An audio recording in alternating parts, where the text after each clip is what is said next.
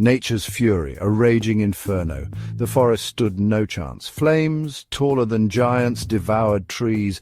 It was a sea of fire, angry and unstoppable. The heat was intense. It could melt steel. The roar of the inferno was deafening. Animals fled in terror. This was nature's fury, unleashed. The wildfire spread rapidly. It jumped from treetop to treetop. The wind fueled its hunger. The air was thick with the smell of burning wood.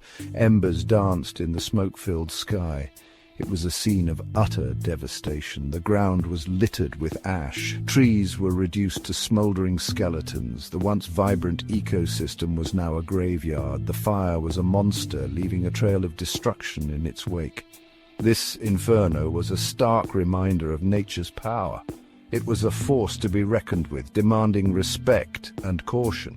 The forest would never be the same.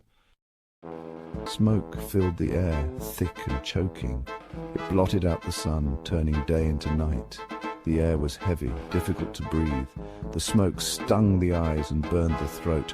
It was a suffocating blanket over the land. The smoke traveled for miles. It carried the scent of destruction far and wide. It settled on everything, leaving a layer of soot.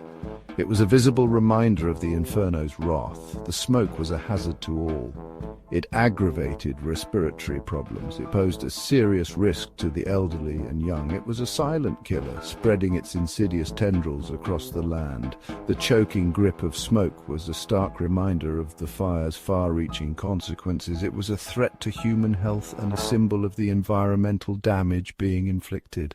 In the face of this inferno, brave souls stood their ground. Firefighters, clad in heavy gear, battled the blaze. They were exhausted, but their determination never wavered. They were the last line of defense between the fire and homes. They worked tirelessly day and night. They dug fire breaks, desperate to contain the inferno's spread. They used water and fire retardant.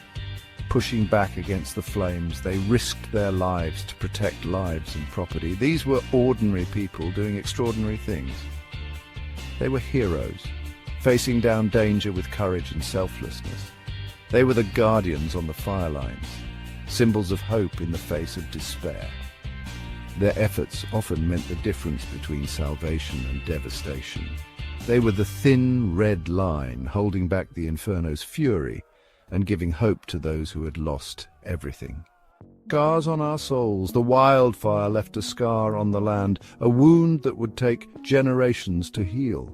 The forest was gone, replaced by a desolate wasteland. The air was thick with the smell of ash and smoke. The silence was deafening. The impact on wildlife was devastating. Animals lost their homes, their food sources. Many perished in the flames. The ecosystem was thrown into disarray. The delicate balance of nature was shattered. The impact on humans was equally profound.